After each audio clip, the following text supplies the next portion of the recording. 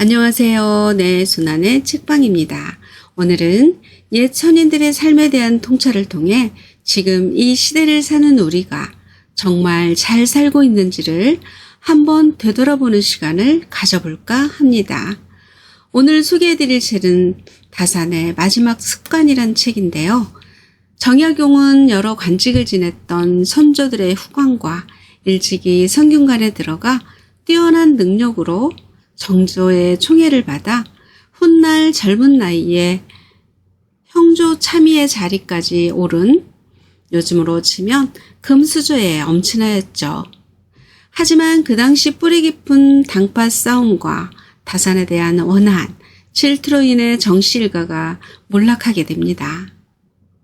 셋째 형 정약종은 사형을 당하고 둘째 형 정약전은 다산과 함께 귀향을 떠나게 되었습니다. 이 책의 저자이자 고전 연구가인 조윤재 씨는 명문가에서 패족으로 한순간에 무너지는 그 절망의 순간에 귀향살이에도 불구하고 다산이 자신을 찾을 수 있었던 힘을 얻게 된 것은 바로 소학에서 얻은 수신의 힘이었다고 합니다.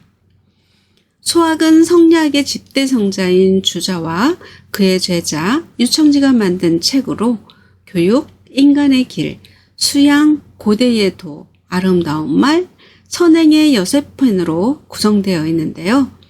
이 책도 이 6가지 주제로 나누어 다산이 꿈을 이루기 위해 어떻게 소학의 가르침을 공부하고 깨닫고 또 자기 삶에 적용했는지를 이 책을 통해 자세히 설명해주고 있습니다. 자, 그럼 책 속으로 들어가 보겠습니다. 오늘도 내 손안의 책방과 함께 즐거운 시간 되세요. 구독, 좋아요, 알림 설정은 사랑입니다. 다산은 40이 될 때까지 누구나 부러워할 인생을 살았다. 하지만 다산은 이처럼 화려했던 자신의 과거를 가리켜 나를 잃어버린 시간이었다고 했다. 나라는 것은 그 성품이 달아나기를 잘해 드나들매 일정한 법칙이 없다. 아주 친밀하게 붙어 있어서 배반하지 못할 것 같으나 잠시라도 살피지 않으면 어느 곳이든 가지 않는 것이 없다. 이익으로 유도하면 떠나가고 위험과 재화가 겁을 주어도 떠나가며 새카만 눈썹에 흰 이를 가진 미인의 요염한 모습만 보아도 떠나간다. 그런데 한번 가면 돌아올 줄 몰라 붙들어 만류할 수 없다. 세상에서 나보다 더 잃어버리기 쉬운 것이 없다.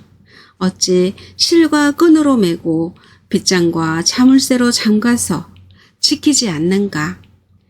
큰형인 정약현이 당호를 수호제로 짓자 느낀 바를 쓴 수호제기에 실린 글이다. 수호는 나를 지킨다는 뜻으로 화를 입었던 다산의 형제 중에서 유일하게 자신을 지켰던 큰 형의 신념이라고 할 수 있다. 다산은 그런 형을 부러워하며 한편으로는 자신을 지키지 못했던 안타까움을 담아 이 글을 지었다. 글은 이렇게 이어진다. 나는 잘못 간직했다가 나를 잃은 자다. 어렸을 때 과거가 좋게 보여서 과거 공부에 빠져 지낸 세월이 10년이었다. 마침내 처지가 바뀌어 조정에 나아가 검은 사모에 비단 도포를 입고 미친 듯이 큰 길을 뛰어다닌 세월이 12년이었다. 또 처지가 바뀌어 한강을 건너고 조령을 넘어 친척과 분묘를 버리고 곧바로 아득한 바닷가에 대나무 숲에 달러와서야 멈추게 되었다. 이때는 나도 땀이 흐르고 두려워 숨도 제대로 쉬지 못하면서 나의 발꿈치를 따라 함께 이곳에 오게 되었다. 나는 나에게 말하기를 자네는 무엇 때문에 여기에 왔는가? 여우나 도깨비에 끌려서 온 것인가? 아니면 해신이 부른 것인가? 자네의 가정과 고향이 모두 초천에 있는데 어찌 본 고장으로 돌아가지 않는가? 물었다. 끝끝내 나라는 것은 멍한 채로 움직이지 않으며 돌아갈 줄을 몰랐다. 그 얼굴빛을 보니 얽매인 곳이 있어서 돌아가고자 하나 가지 못하는 듯 했다. 마침내 붙잡아서 함께 이곳에 머물렀다. 다산의 고백이 처절하다. 다산은 누명을 쓰고 머나먼 땅으로 귀향을 떠났을 뿐 아니라 과거를 준비하고 성공을 구가했던 20여 년까지도 나를 잃어버린 시간이라고 했다. 하지만 다행히 다산은 나를 찾았다. 의외로 머나먼 바닷가 귀향지에서였다.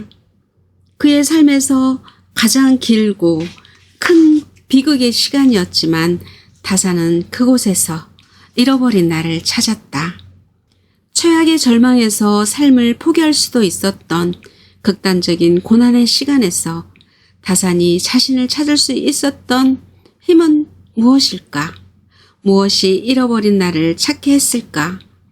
그것은 자기 삶의 의미와 가치가 학문에 있고 오직 지피를 통해서만이 삶의 목적을 달성할 수 있다는 확신이었다. 그동안 잊고 있었던 학자라는 정체성에 대한 깨달음이기도 했다. 그리고 그 힘이 된 것은 바로 소학에서 얻은 수신이었다. 나는 신경으로 마음을 다스렸고 소학을 통해 몸으로 실천했다. 소학은 남송시기 사람인 주자와 그의 제자 유청지가 함께 만든 책이다. 주자는 우리가 잘 아는 성리학을 집대성했던 대학자이다. 그는 아이들의 교육에도 관심이 많아 논어 혼문구이, 팔조 언행명 실록 등의 책을 펴냈는데 소학은 그가 50이 넘은 나이에 펴낸 아동 교육서의 완결판이라고 할 수 있다. 주자는 책의 서문인 소학 서재에서 책의 취지를 이렇게 말했다. 옛날 아동 교육에서는 물 뿌리고 쓸고 응대하고 대답하고 나아가고 물러가는 예절과 어버이를 사랑하고 어른을 공경하고 스승을 존경하고 벗과 친하게 지내는 도리를 가르쳤다. 이것은 모두 대학에서 가르치는 수신제가 치국 평천하의 근본이 된다. 어릴 적에 배우고 익히도록 한 까닭은 배움이란 지혜와 함께 자라고 가르침은 마음과 함께 이뤄지게 해서 그 배운 것과 실천이 서로 어우러져 감당하지 못하게 되는 근심을 얻게 하고자 합니다. 주자는 어른의 공부인 대학을 배우기 전에 반드시 소학을 배워야 한다고 했다. 대학은 나라와 천하를 편안히 다스리는 큰 뜻을 이뤄가는 공부이다. 하지만 큰일은 반드시 일상의 도리를 지키는 데서 시작해야 한다. 일상에 충실하지 않으면서 큰 이상을 외치는 것은 허상에 불과하기 때문이다. 그 근본이 바로 소학의 가르침, 수신의 공부다. 근본이란 단순한 지식이 아니라 사람의 올바른 도리를 바로 세우는 것이다. 그리고 몸에 익혀 실천할 수 있도록 하는 것이다. 지식을 채우기만 하고 근본이 없다면 사람 구실을 하지 못하는 헛똑똑이가 될 수밖에 없다.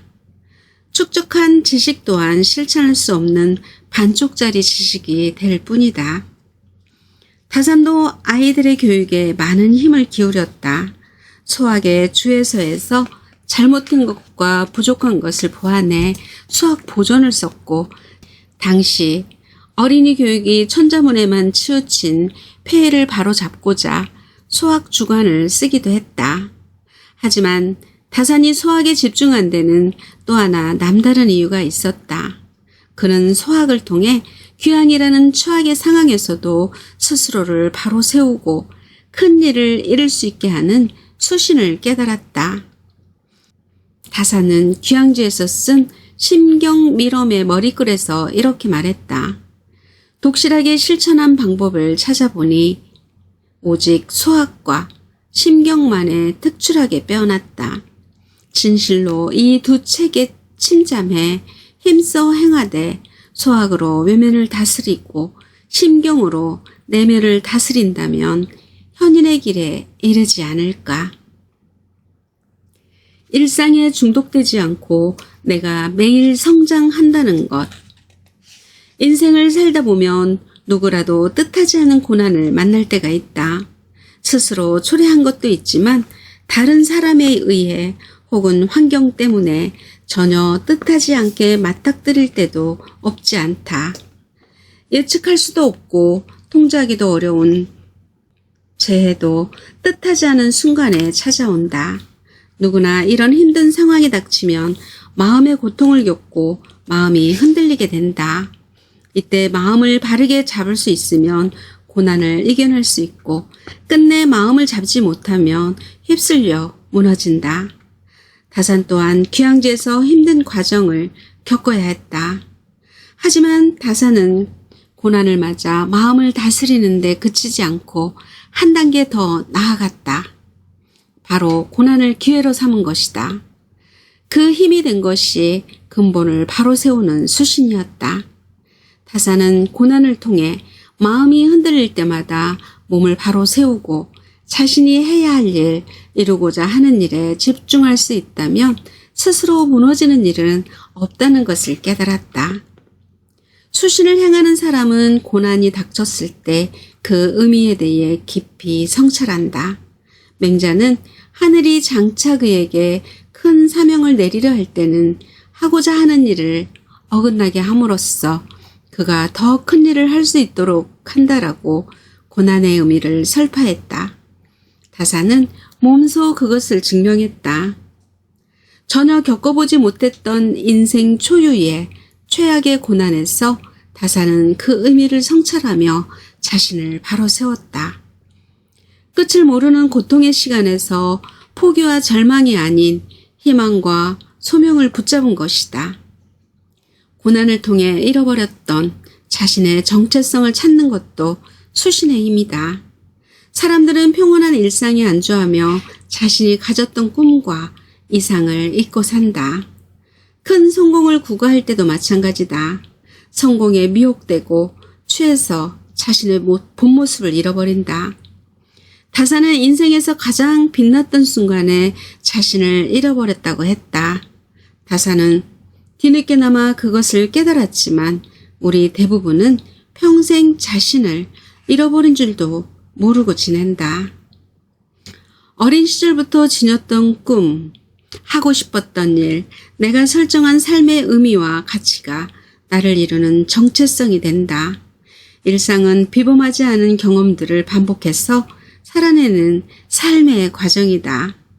오늘이 어제 같고 내일이 오늘 같은 날들을 반복하면서 사람들은 욕심과 미혹에 빠지게 되고 이윽고 나를 잊어버린다. 인간의 마음은 몸과 밀접한 관계가 있다.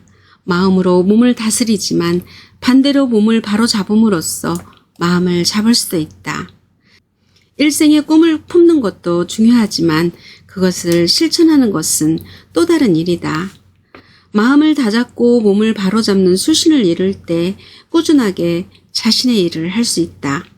그리고 포기하지 않고 지치지도 않고 자신의 자리를 지켜나간다면 이윽고 품었던 꿈도 이룰 수 있다. 유학 일익. 배움이란 매일 채워도 끝이 없다. 오늘 내가 당당한 까닭은 어제 충실했기 때문이다. 다산도 바탕과 겉모습이 어우러지는 올바른 배움의 자세에 대해 두 아들과 제자들에게 항상 강조했다. 먼저 제자 반산 정수칠에게 준 가르침은 몸가짐과 마음의 관계를 말해준다. 활달의 자유로움을 좋아하고 구속을 싫어하는 자는 하필 꿇어 앉아야만 학문을 할 수 있는가 라고 하지만 이는 그릇된 말이다.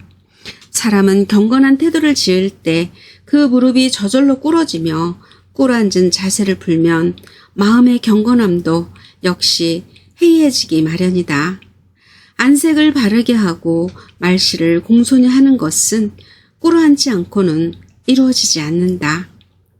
이 한 가지 일에 따라 자기의 의지와 기계가 드러나니 꿇어앉지 않으면 안 된다. 배움에 대한 열망과 경건한 마음이 있다면 자연스럽게 무릎을 꿇는 자세가 나온다.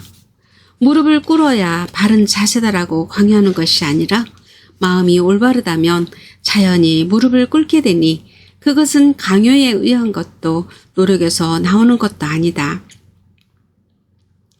만약 겉모습이 해이해지면 마음의 경건함도 배움에 대한 열망도 사라지게 된다. 다음은 두 아들에게 주는 훈계다.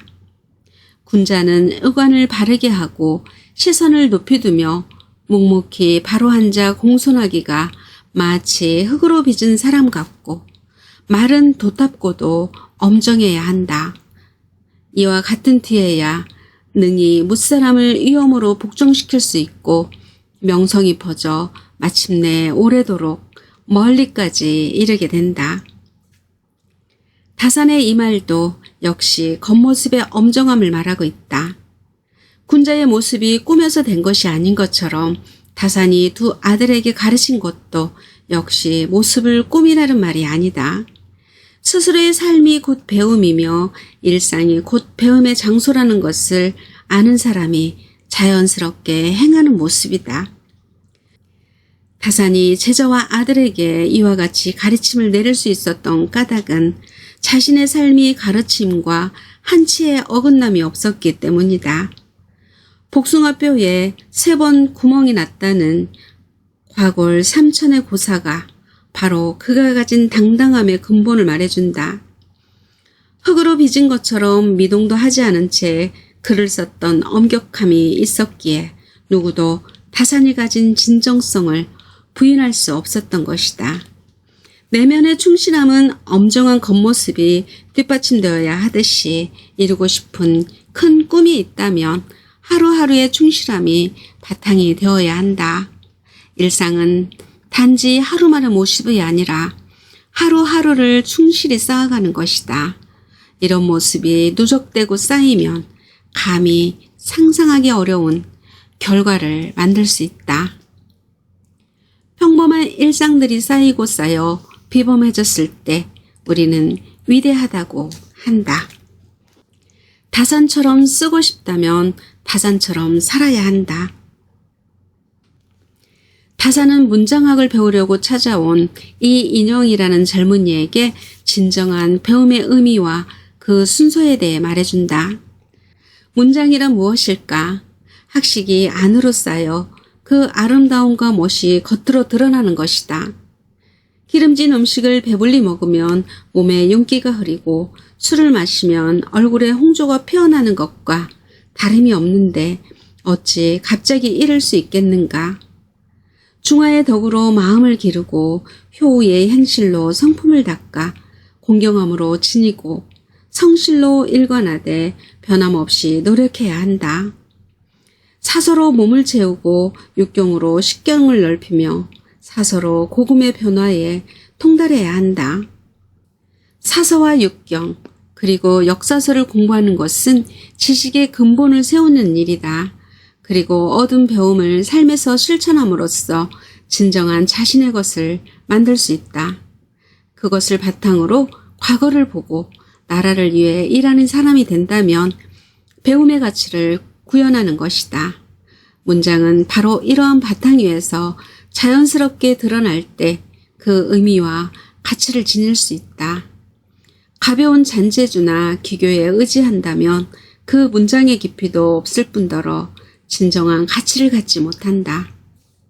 근본을 든든히 하지 않고 행함을 통해 확신을 얻지도 않고 세상의 경륜도 쌓지 않은 채 문장의 기교만을 배우고자 하는 것은 겉멋에 불과하다. 다산이 이처럼 통렬한 지적을 하며 방황하는 젊은이에게 길을 제시할 수 있었던 까닭은 자신의 삶이 이를 뒷받침했기 때문이다.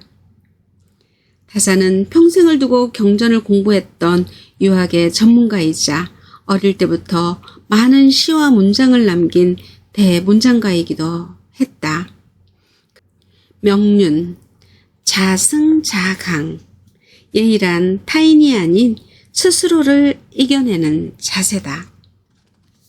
삶과 죽음의 무게는 다른 누구도 아닌 나의 것이다. 인간의 삶은 매 순간마다 선택의 연쇄옥이라고 할 수 있다. 하지만 모든 일이 선을 그은 것처럼 명확하게 구분되는 것은 아니다. 옳고 그름도 마찬가지다. 만약 무엇을 가지고자 할 때 갖는 것이 옳다는 확신이 없다면 차라리 갖지 않는 것이 맞다. 탐욕이 될 수도 있기 때문이다. 베풀 때도 마찬가지다. 굳이 베풀지 않아도 되는 사람에게 은혜를 베푼다면 차라리 베풀지 않음만 못할 수도 있다. 베품에 진정성이 없기 때문이다. 진정으로 도움을 주겠다는 마음이 아니라 나 자신의 만족을 위한 것일지도 모른다. 나를 과시하는 마음으로 베푼다면 받은 사람에게 큰 도움이 되지 않을 뿐더러 진심으로 기뻐하지 않을 수도 있다. 죽음도 마찬가지다. 무모한 죽음은 진정한 용기가 될 수 없다. 죽음을 가볍게 여겨서도 안 되고 아무런 의미 없이 죽음을 선택해서도 안 된다. 그것은 소중한 삶의 가치를 모욕하는 것이나 다름없다. 인류 역사상 최고의 역사서로 꼽히는 사기의 저자 사마천은 48의 나이에 생식기를 뿌리채 잘리는 균형이라는 형벌을 받았다. 죽음보다 더 치욕적인 형벌이었지만 그는 자신의 책을 완성하기 위해 끝까지 살아남았다. 태산보다 더 무거운 죽음이 있고 기러기 깃털보다 더 가벼운 죽음이 있다. 라고 하며 사기를 완성하기 전에는 헛되이 죽을 수는 없다는 결단을 내렸다. 바로 이런 태도가 삶과 죽음을 대하는 진정한 용기라고 할 수 있다. 이 고사에서 우리는 다산의 삶을 떠올리게 된다. 그는 죽음보다 더 혹독한 18년간의 귀양 생활에서 자신의 삶을 지켜나갔다. 폐족으로 절망에 빠진 자식들을 이끌었고 시골에 묻혀있던 뛰어난 아이들을 제자로 삼아 훌륭한 학자로 길러냈고 자신의 소명인 책을 완성해 나갔다. 위대한 사람들에게 죽음은 오히려 쉬운 일일지도 모른다. 죽음으로 인해 자신의 삶의 가치와 의미를 잃는 것이 이들에게는 더 견딜 수 없는 일일 것이다. 그 어떤 삶에도 지켜나갈 소중한 가치가 있다. 그 어떤 죽음보다 삶은 더 소중하다. 죽음 이후에는 더 이상 아무것도 이룰 수 없지만 삶은 그 가능성이 무한하기 때문이다. 모든 삶은 찬란하다. 게로가 죽음에 대해 묻자 공자는 이렇게 답했다. 아직 삶도 모르는데 어찌 죽음을 알겠는가. 논어. 경신, 독립불개, 흔들리지 않는 마음은 단단한 몸가짐에서 나온다. 밤 한 톨 때문에 칼에 찔린 새처럼 길을 잃지 말라. 다산은 신경 밀엄에서 욕망만을 쫓는 모습을 가리켜 이렇게 말했다. 자기가 갑자기 죄와 허물에 빠져 부끄럽고 후회스러울 때 점검해보면 재물이 아니면 여색 때문이다. 다른 사람이 갑자기 명성이 추락하고 오명이 세상에 가득할 때 점검해보면 역시 재물이 아니면 여색 때문이다. 욕망을 채우고 큰 것을 잃어버린 사람은 결국 허물에 빠져 쌓았던 명성을 잃고 오명을 뒤집어쓰게 된다.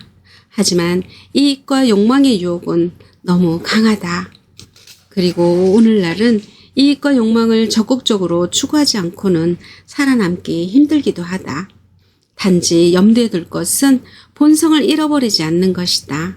또한 돈에 대한 분명한 가치관을 세워야 한다. 우리에게 돈이란 무엇일까? 다산은 자신이 겪은 한 가지 예를 든다. 저녁 무렵에 숲속을 거닐다가 우연히 한 아이를 봤다. 그 아이는 자지러지게 울어대며 참새가 뛰듯이 수없이 뛰어다니며 여러 개의 송곳날에 배가 찔리는 듯 참담하고 절박하기가 금방 죽어가는 듯한 형상을 하고 있었다. 그 까닭을 물으니 아이가 나무 아래서 밤 한 톨을 주었는데 어떤 사람이 그걸 빼앗아 갔다는 것이다. 우리는 모두 한 톨의 밤 때문에 기뻐하고 그것을 잃으면 울고불며 괴로워하는 아이와 같이 살고 있는지도 모른다. 재물을 얻으면 세상을 모두 얻은 것처럼 기뻐하고 재물을 잃으면 삶의 의미를 모두 빼앗긴 것처럼 절망하고 좌절한다. 이런 삶에서 진정한 행복과 평안을 얻기 힘들다. 나는 무엇을 추구하며 이처럼 허덕거리며 살고 있을까? 사막을 걷는 거북이처럼 허덕이다가 잠시 멈춰 헤아려 본다. 나는 어디를 향해 걷고 있을까? 계곡 이대사소. 강자는 머리를 숙여 자신의 정수리를 보여준다. 그들이 도달했다면 나 또한 이룰 수 있다. 우리는 흔히 위대한 업적을 이룬 사람들은 태어날 때부터 남달랐을 것이라고 생각한다. 어릴 적부터 특별한 재능을 보이고 보통 사람은 꿈도 꾸지 못한 일들을 해냈을 것이라고 짐작한다. 하지만 여기서는 그들 역시 배워서 이룰 수 있었다고 말한다. 따라서 평범한 사람이라도 노력만 하면 얼마든지 요순과 같이 될 수 있다. 인이란 하늘로부터 받은 본성으로 날 때부터 사람 몸에 갖춰져 있기에 굳이 밖에서 찾을 필요가 없기 때문이다. 인생의 바닥에 처한 사람이 한 마리라고 생각되지 않는다. 이러한 자긍심이 있었기에 최악의 상황에서도 놀라운 업적을 이룰 수 있었을 것이다. 용기란 처지나 상황에 얽매이지 않고 더 높은 이상을 이루기 위해 도전하는 것이다. 그리고 위대한 사람들처럼 나도 할 수 있다고 확신하는 것이다. 그들도 사람일 따름이며 나 역시 사람이기 때문이다. 동양 철학의 근본인 삼재사상은 하늘과 땅과 함께 사람을 천지를 이루는 근본이라고 보았다. 그만큼 귀한 존재이기에 사람이라면 누구든 당당한 자긍심을 가질 수 있고 여기서 나를 제외할 이유도 필요도 없다. 위대한 일을 했던 사람이 소중한 존재이듯이 나 역시 소중한 존재다. 당연히 그들이 했던 일은 나도 할 수 있다. 필요한 것은 어떤 사람이 되고 싶은지 분명히 정하는 것이다. 그리고 한 걸음 내딛는다면 이미 한 걸음 다가선 것이다. 앞사람이 남긴 기쁜 발자국이를 그대로 걸어본다. 그가 성큼성큼 나아갔다면 나 또한 그렇게 걸을 수 있다. 아이는 쉽게 물드니 항상 조심스럽게 마주해야 한다. 한편으로 다사는 거주지의 중요성을 일러주고 그 방향을 제시해주는 것도 잊지 않았다. 비록 자신은 귀향으로 오고 가문이 패족이 되었지만 아들들에게는 서울을 떠나지 말라고 했다. 물론 오늘날과 같이 투자 가치가 있고 학군이 좋은 곳에 머물러야 한다는 뜻으로 말한 것은 아니다. 비록 패족이 되었다 해도 시골로 숨어들면 세상과 단절이 되고 만다. 점차 타성에 젖어 현실에 안주하게 되므로 더 큰 이상을 위해서는 반드시 보고 듣는 것이 많은 곳에 머물러야 한다. 변화의 흐름을 읽고 시대적 상황을 개관하고 문화적 안목을 잃지 않고 재도약의 기회를 잡기 위해서는 서울에 있어야 한다는 것이다. 무릇 사대부의 가법은 뜻을 얻어 벼슬길에 나서면 서둘러 언덕의 집을 세워둬 처사의 본색을 잃지 않아야 한다. 만약 벼슬길이 끊어지면 급히 서울 언저리에 의탁해 살면서 문화의 안목을 떨어뜨리지 않아야 한다. 내가 지금 죄인의 명부에 있는지라 너희들로 하여금 잠시 시골집에 숨어 지내게 했다. 뒷날의 계획으로는 도성에서 심리 안쪽의 거처를 정할 수 있을 것이다. 만약 가세가 기울어 능히 깊이 들어갈 수 없게 되면 서울 근교에 머물면서 과실을 심고 채소를 기르며 생활을 도모하다가 재물이 조금 넉넉해지기를 기다려 저자 가운데로 들어가도 늦지 않을 것이다. 사람이 상황과 환경에 영향을 받지 않을 수는 없다. 타산도 역시 몰락한 처지에서 아들들을 시골집에 거주하게 할 수밖에 없었다. 하지만 좀 상황이 나아지면 반드시 도성 가까운 곳으로 옮기라고 했다. 그리고 그 방법을 제시했는데 배울 점이 많다. 과일과 채소를 기르며 때를 기다리라는 것이다. 타사는 농사에 대한 관점이 당시 양반들과는 근본적으로 달랐다. 농사는 사람들이 생명을 영위하게 하는 일이며 사람들이 일륜을 다할 수 있게 하는 근본이라고 생각했다. 아무리 신분이 높은 사람이라도 이러한 이치에서 벗어나지 않는다. 타사는 신분이 있으니 땅을 일고 농사를 지을 수 없다는 생각이 허영에 불과하다고 봤다. 사람은 자기가 접하는 것에 영향을 받는다. 따라서 자녀들에게 좋은 환경과 거주지를 만들어주는 것은 교육에서 매우 중요한 일이다. 하지만 그것에 그쳐서는 안 된다. 맹자의 어머니가 그랬듯이 거짓을 행하지 않는 부모의 모습을 보여야 한다. 자녀들에게 아무리 바르게 살아야 한다고 가르쳐도 부모의 삶이 그렇지 못하다면 바른 가르침이 될 수 없다. 오히려 부모의 말과 삶이 일치하지 않는 모습은 자녀들에게 더욱 혼란을 줄 뿐이다. 이중적인 처신과 위선을 보여주는 것이기 때문이다. 좋은 곳에 머물러 많은 것을 접하기도 하고 말이 아닌 행동으로 보여주는 부모의 삶에서 얻는 배움이 아이의 미래를 결정한다. 아이의 눈 속에는 부모의 품격이 깃든다. 그래서 자식은 부모의 거울이라는 말이 무섭다. 자, 여기까지입니다. 타사는 말합니다. 매일 마주하는 풍경에 물렸지만 오늘 또 새로운 길로 돌아오지 못했다. 내가 겪었던 세월만큼 단단해진 줄 알았다. 하지만 익숙해진 길에 길들여졌을 뿐이었다. 하루하루 내려앉아 나를 가두게 된 껍질, 습관이 내일의 운명이 된다면 나는 매일 새롭게 운명을 시작할 것이다.